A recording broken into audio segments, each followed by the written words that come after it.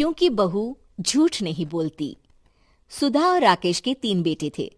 शादी के बाद तीनों माँ बाप से दूर रहते और सिर्फ त्योहारों में आते। माँ जी, पिताजी, अगली बार आप लोग हमारे घर आइएगा।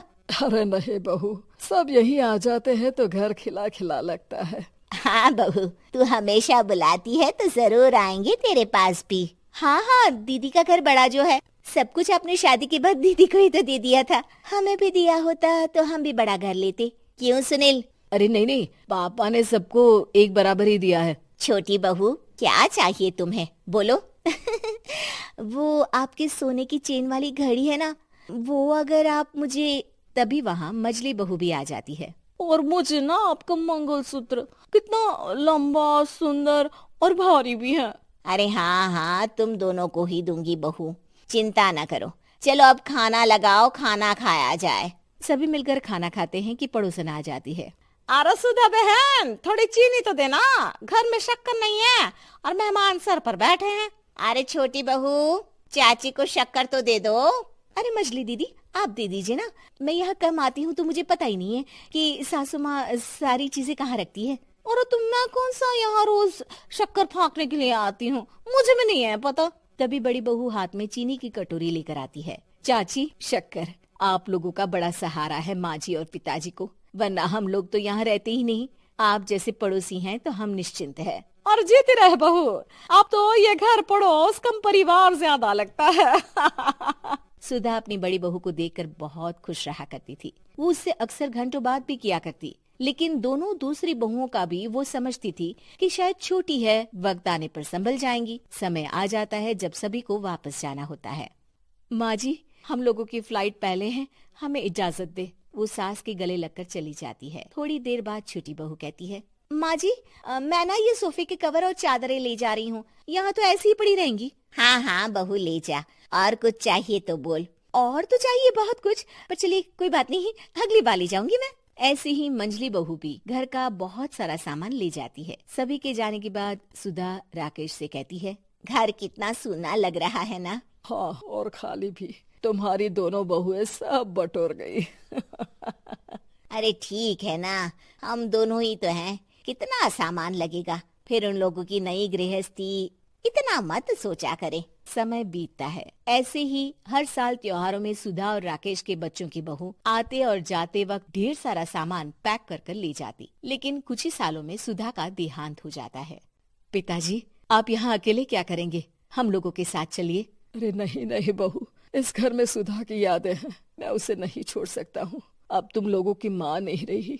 देख लो, वैसे तो मैंने उसके जीते जी सब कुछ दे दिया है, लेकिन कुछ उसका पर्सनल कीमती सामान था जो ये है, ले लो।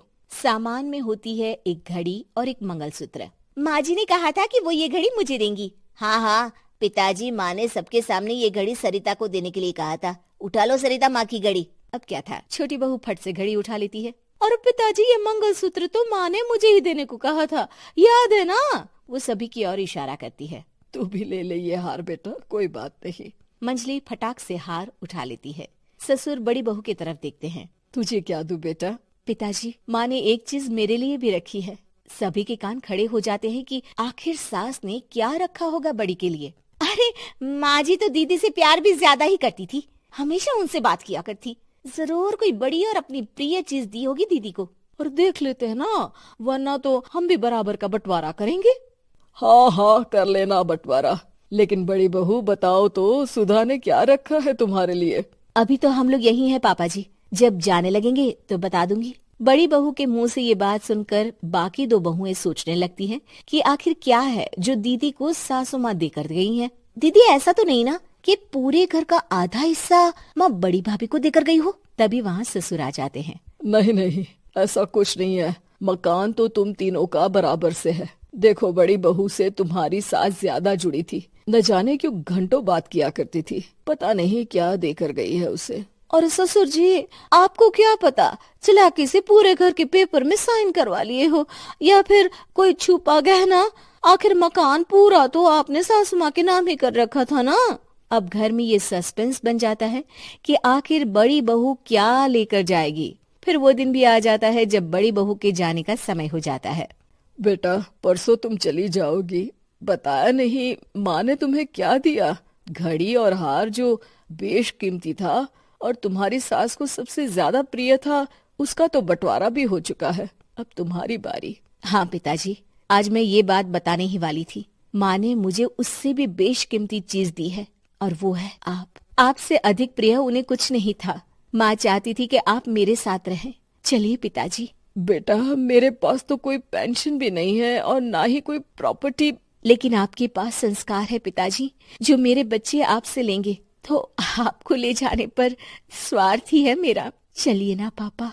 सभी के सामने पिताजी बड़ी बहू और बेटे के साथ उनके घर चले जाते हैं।